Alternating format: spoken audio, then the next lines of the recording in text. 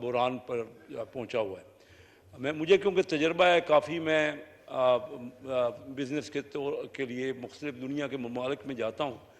आप देखिए कि शहीद ज़ुल्फ़िकार अली भुट्टो, उनका कल योम शहादत था, तो उस पर आपने देखा क्यों ये इलेक्शन की हम बात कर रहे हैं। 1977 में इलेक्शन हुए, उसके बाद आपस में इतना इख्तलाफ बढ़ा, इलेक्शन के बाद बढ़ा। इलेक्शन के बाद जो इख्तलाफ हुआ उसकी वजह से शहीद भुट्टो साहब को जो उनके ख़िलाफ़ जुडिशल मर्डर हुआ, तो उसका नतीजा है जो कुछ उसके बाद टस्सल आपस में जारी रही। मुझे ये समझ नहीं आती कि इलेक्शन कराना ही सिर्फ ज़रूर इलेक्शन होने चाहिए। हमारे यहाँ बदस्तूर इलेक्शन होते रहे हैं। 1970 में इलेक्शन हुआ, तो आप बताइए कि उस वक़्त इलेक्शन से पहले क्योंकि मामलात को मुफाहमत नहीं की गई, आपस में मसाइल का हल नहीं निकाला गया, इलेक्शन तो हो गया, लेकिन 1970 के इलेक्शन का नतीजा ये हुआ कि हमारा ये अजीम मुल्क दो लख्त हो गया और हमें एक ईस्टर्न अपने बॉर्डर, ईस्टर्न जो हमारा पोर्शन था ईस्ट पाकिस्तान, उससे हाथ धोने पड़े। तो ये इलेक्शनों ने ज़रूर, हमें मिसालें दी जाती हैं कि इंग्लैंड में जंग अजीम के दौरान भी इलेक्शन होते रहे। हम अपने मुल्क की हिस्ट्री क्यों नहीं देखते कि हमने 1970 में इलेक्शन कराए और उस इलेक्शन का नतीजा जो आया मैंने बयान कर दिया। फिर 77 में इलेक्शन हुआ और हम टस्सल को ख़त्म नहीं कर पा रहे। आज भी जो हालत बनी हुई है, इलेक्शन ज़रूर होने चाहिए। हम इलेक्शन से भागने वाले नहीं हैं। मैंने 6 इलेक्शन कंटेस्ट किए हैं और इंशाअल्लाह ये 7वां इलेक्शन अभी इस साल लड़ेंगे, कंटेस्ट करेंगे। हम इलेक्शन से भागने वाले नहीं हैं, लेकिन मुझे ये बताइए कि इलेक्शन का अगर रिज़ल्ट ही किसी ने नहीं मानना, पिछले 10 इलेक्शनों में किसी एक इलेक्शन का रिज़ल्ट माना गया जो और जिस तरह मैनिपुलेट होते हैं हमारे यहाँ इलेक्शन, अब कोई ये दो राय नहीं, हर एक के नॉलेज में है कि क्या होता है। तो हम इलेक्शन कराने पे तो जोर दे रहे हैं और इलेक्शन ज़रूर होने चाहिए, लेकिन इलेक्शन से पहले ये जो टस्सल है जिसने हमें इस बुहरान में पहुँचाया है। मसलन मैं आज आपको बताऊँ कि हमारा मुल्क जो मईशत के तौर पे ये क्यों इस नतीजे पे पहुंचा है। 3 अरब डॉलर आज हमारे पास रिजर्व नहीं है मैडम स्पीकर, आज रिजर्व्स नहीं है हमारे पास, टोटल 4 अरब डॉलर है। 3 अरब डॉलर ये टर्फ में एक कर्जा दिया गया जो कि 0% पे था और चंद अमीर फैमिलीज को दिया गया। मैं क्योंकि बिजनेस से मेरा तल्लक है, मैं 1987 में Karachi chamber of commerce industry का प्रेसिडेंट रहा। अमीर लोगों को, किसी को, एसएमईज को, ये छोटे लोगों को नहीं दिया गया और ना इस असम्बली में वो डिस्कस हुआ। मसला ये है कि हम लोगों को मेंबरान तो उस तरफ जाते ही नहीं है। 3 अरब डॉलर पीटीआई की हुकूमत ने, रजा बाकर साहब ने जो स्टेट बैंक के गवर्नर थे, उन्होंने 0% पे, स्टेट बैंक ने 0 लिया और 1-2% सिर्फ बैंक ने सर्विस चार्ज किए। उसकी वजह से आज हमारा रिजर्व नहीं है। कोई ये वो जो मशीनरी आई है, मुझे पता है, मैं खुद जानता हूँ, मेरे ही दोस्तों ने मंगाई है। वो मशीनरी 0% पे जो आई है वो आज पेटियों में पैक पड़ी है, अभी इस्तेमाल भी नहीं हुई, क्योंकि दुनिया में वो जो मशीनरी थी ज़्यादातर टेक्सटाइल मशीनरी उसमें आई है और जो एयर जेट की मशीनरी है उसका क्योंकि डिमांड नहीं है हमारे पास, वो पेटियों में बंद है। एक तरफ तो हमारा मुल्क उस बुहरान में चला गया कि बगैर पूछे असम्बली से तो डिस्कस नहीं हुआ। 3 अरब डॉलर का 150-200 रईस फैमिलियों को, मैं ऑफिशियली बता रहा हूँ क्योंकि मैं इस वक्त चेयरमैन हूँ स्टैंडिंग कमेटी नेशनल असम्बली की फाइनेंस का। और स्टेट बैंक के गवर्नर से जब मैंने पूछा उस दौरान उस कमेटी की मीटिंग में, तो उन्होंने ये बताया, उन्होंने तो फिगर दी 600 कितने लोगों की जिनको ये 3 अरब डॉलर का कर्जा दिया गया, लेकिन एक्चुअल वो 600 कितने लोग जो हैं, अगर एक एक कंपनी, एक एक बंदे की कितनी कितनी कंपनियां हैं, किसी को 5 अरब, किसी को 10 अरब, किसी को 15 अरब 0% पे दे दिया गया। और आज ये बुहरान जो हम देख रहे हैं, आज ये मैडम स्पीकर जो बात हम कर नहीं रहे, मईशत का जो बुहरान है, आज जो पॉलिसी रेट फिर बढ़ गया। मेरी खुद मैं 56 साल से बिजनेस में हूँ, मुझे ये याद नहीं है कि 21% प्राइम रेट हो। जो इकानमी है वो हम यहाँ, क्योंकि मेन इस असम्बली का शोबा है मईशत, और आपने जो टॉपिक्स रखे हैं उसमें भी यही बात है कि उस पर डिस्कस करें। 21% आज प्राइम रेट हो गया है जो पाकिस्तान की तारीख का हाईएस्ट है। आज इन्फ्लेशन, महंगाई 35% चल रही है। आम आदमी की तनख्वाह तो वही की वही है, आम आदमी की तनख्वाह तो बड़ी नहीं है, या जो फिक्स इनकम के लोग हैं उनकी तो कोई आमदन नहीं बढ़ी। लेकिन 35% महंगाई के बाद आप क्या करेंगे? जो मुल्क में बहरान है उसमें हम आज इन्फ्लेशन हाईएस्ट है पाकिस्तान की तारीख का। उसके बाद हमारे जो एक्सपोर्ट है वो अभी इस महीने 15% पिछले महीने से कम एक्सपोर्ट हुई है। जो एक्सपोर्ट है वो बदस्तूर कम हो रही है। हमारे जो इंपोर्ट क्योंकि एलसीज नहीं इस्टेब्लिश हो रहे, पिछले 4 महीने से रॉ मटेरियल की एलसीज नहीं खुल रही और आपकी फैक्ट्रीज बंद हो रही हैं। जब फैक्ट्रीज बंद होंगे तो बेरोजगारी हो रही है। तो ये बहरान है जो मैंने मई में हमारी हुकूमत आई थी, मई 2022 में, ये कहते हैं कि ये इस हुकूमत का बिल्कुल, इस हुकूमत को भी हमें तवज्जो करना है, लेकिन इस हुकूमत के आने से पहले इन्हीं के पीटीआई के जो एफबीआर के चेयरमैन, उन्होंने कहा कि पाकिस्तान की इकानमी डिफ़ॉल्ट हो चुकी है। ये जो है ये छब्बर जैदी साहब ने, उनका बयान इनके दौर में है। तो हमने जो टेक ओवर किया और 3 अरब डॉलर का मैंने जिक्र किया जो कर्जा दे दिया गया बगैर किसी पूछे किसी के, उसकी वजह से जो बहरान आया है। हमारी हुकूमत ने भी 1 साल में परफॉर्मेंस, हमें सबको जोर देना चाहिए था, हमें चार्टर ऑफ इकानमी करना चाहिए था जो हम खुद कह रहे थे। हमें ये जो टस्सल मैंने बताई है, हमारा मुल्क शुरू से ही इसी टस्सल की वजह से हमारी इकानमी बहरान का आलम है। देखिए चाइना, मैं अक्सर चाइना जाता हूँ, चाइना में बिजनेस पहली बार मैंने 1972 में गया। और आज मैडम स्पीकर जब मैं ये बात करता हूँ कि चाइना में उनको कारोबार करना, हम जो कराची और लाहौर के बिजनेसमैनों ने जब हम वहाँ जाते थे ट्रेड के लिए, तो उनको उस वक़्त उनके पास तो एक्यूमेंट नहीं था, उनके पास तो इंटरनेशनल एयरलाइन भी नहीं थी, उनके पास तो गाड़ियाँ भी नहीं थीं, वो साइकिलों पर सवारी करते थे और उनके जो लिबास और ड्रेस था वो भी सिर्फ एक ड्रेस होता था। तो आज चाइना, उन्होंने 120 करोड़ लोगों का जो मुल्क है, उन्होंने कंसेंसस से काम किया है। उनके यहाँ जमहूरियत नहीं है, लेकिन तरक्की दुनिया में सबसे ज़्यादा उनके यहाँ हुई है। उन्होंने तकरीबन 1 अरब लोगों को गुर्बत की लकीर से, जो नीचे थे, उसको गुर्बत से निकाला है। और आज वो बड़े फ़ख्र से कहते हैं कि हमारे मुल्क में एक भी इंतहाई गरीब नहीं है। आप बताइए कि कोरिया, मैं आपको बताऊं, डॉक्टर महबूबुल हक साहब हमारे वज़ीर ख़ज़ाना, फार्मर वज़ीर ख़ज़ाना मरहूम, वो मेरे दोस्त थे। उन्होंने मनमोहन सिंह जो इंडिया के प्राइम मिनिस्टर थे, ये आपस में क्लास फेलो थे दोनों। मुझे ये पता है कि मनमोहन सिंह 90 में डॉक्टर महबूबुल हक साहब से पूछते थे कि पाकिस्तान तरक्की कर रहा है और इंडिया आगे नहीं बढ़ रहा, हमें कोई बताइए कि क्या वजूहात हैं, किस तरह हम आगे बढ़ें और हमें कोई वो तरीका बताइए। आप बताइए कि आज, उस वक़्त इंडियन की इकानमी पाकिस्तान से 4 गुना थी, आज 12 गुना हो गई है।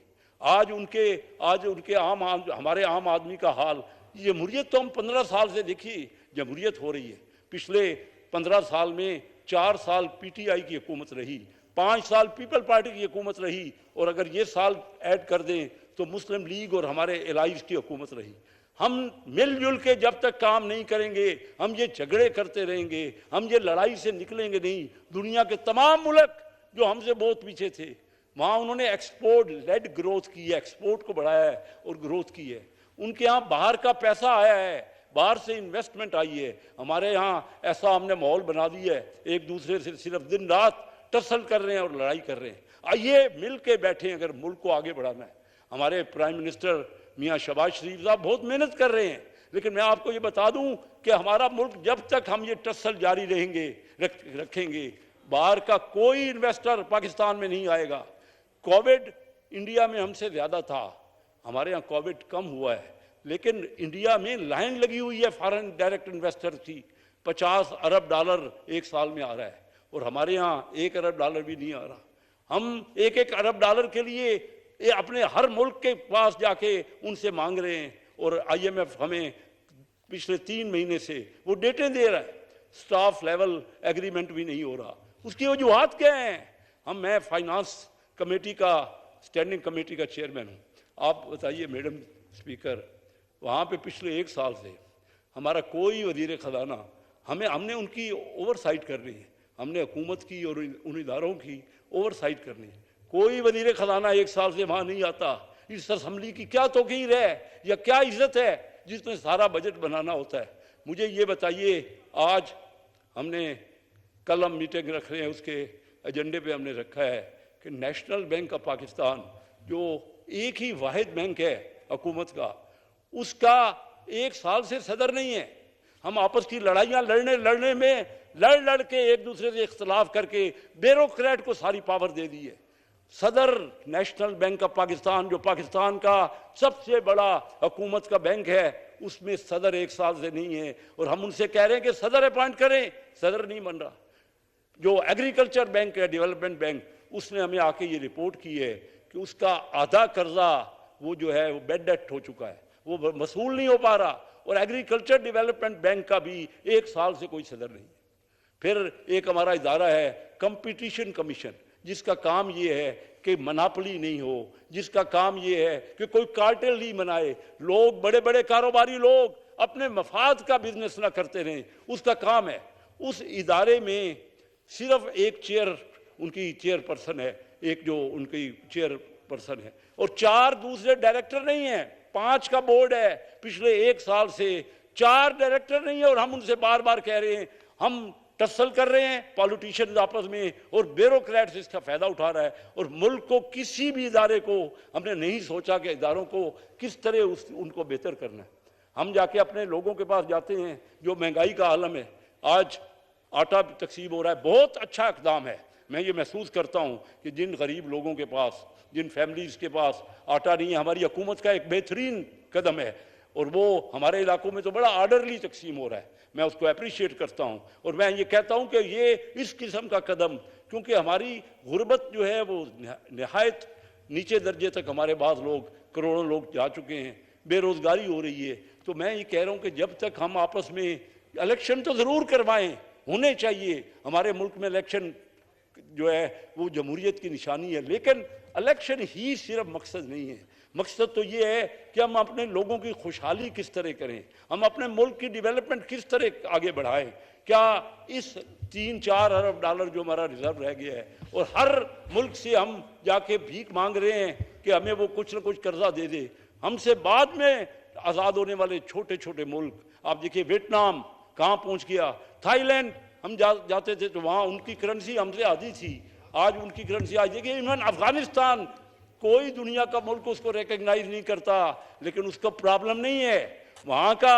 ये हमारे यहाँ अभी स्टैंडिंग कमेटी में चमन से एक मेंबर हैं स्टैंडिंग कमेटी, उन्होंने कहा, बड़ा खुल के कहा, उन्होंने कहा कि मेरे दोस्त हैं जो अफ़गानिस्तान के वज़ीर ख़जाना है, तो वो वज़ीर ख़जाना तो किसी किस्म का उनको कोई उनकी डिग्री भी नहीं है, लेकिन उन्होंने अब वज़ीर ख़जाना ने अपने स्टेट बैंक के गवर्नर को कहा है कि हमें एक्सचेंज रेट में कोई तब्दीली नहीं चाहिए, वही फिक्स रेट होना चाहिए, डॉलर का वही रेट होना चाहिए। वाइंड अप करें जी प्लीज। बस मैं वाइंड अप कर रहा हूँ। मैं कह रहा हूँ, उन्होंने कहा कि वो वज़ीर ख़जाना जो के पढ़े हुए भी नहीं हैं, तो उन्होंने स्टेट बैंक के गवर्नर से कहा, अफ़गानिस्तान की बात कर रहा हूँ, जो अभी जिसको दुनिया का कोई मुल्क मानता नहीं, तो उसमें उनकी करेंसी स्टेबल है। हम हमारे सारे पढ़े लिखे लोग, हम सब बड़े बाशऊर लोग, जब तक आपस में टसल करते रहेंगे, हम अपने मुल्क को नीचे पहुंचाते रहेंगे। आज इंडिया जो 4 गुना था 12 गुना हो गया।